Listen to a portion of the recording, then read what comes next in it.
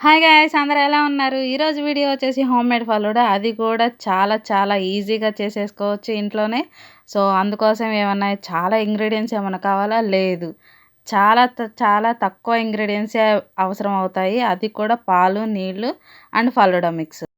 పాలు కాగబెట్టుకున్న తర్వాత అందులో జస్ట్ ఒక గ్లాస్ ఆఫ్ వాటర్ యాడ్ చేసిన తర్వాత కొంచెం జస్ట్ అలా మిక్స్ చేసేసి తర్వాత ఫలూడా మిక్స్ అనేది యాడ్ చేసుకోవాలి. ఇది ఎలా యాడ్ చేయాలి అంటే మనకి ఆల్రెడీ రెడీమేడ్ కీర్ ప్యాకెట్స్ అయితే వచ్చున్నాయి కదా! సేమ్ అదే ప్రాసెస్ అనమాట.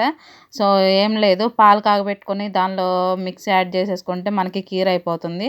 సో, ఇది కూడా అలాగే. అట్లాగా చిన్నగా మనము ఈ ఫలూడా మిక్స్‌ని యాడ్ చేసేసుకొని బాగా థిక్‌గా వచ్చేలాగా ఒక 20 మినిట్స్ దాకా టైం పడుతుంది. అలా 20 మినిట్స్ వరకు బాగా మిక్స్ చేసుకుంటూ ఉండాలి. ఎందుకంటే అడుగనేది అంటకుండా చూసుకోవాలి. అంటే కంటిన్యూస్‌గా ఏమీ కలపాల్సిన అవసరం లేదు. కాకపోతే మనం జాగ్రత్త పడటం కోసం అంతవరకే. ఒక 20 మినిట్స్ అలా అయిన తర్వాత బాగా థిక్‌గా వచ్చేస్తుంది. సో, ఇలాగా స్ట్రక్చర్ అనేది ఇలా ఉంటే సరిపోతుంది. మనం ఆరే కొద్దీ అది ఇంకా చిక్కబడుతుందనమాట.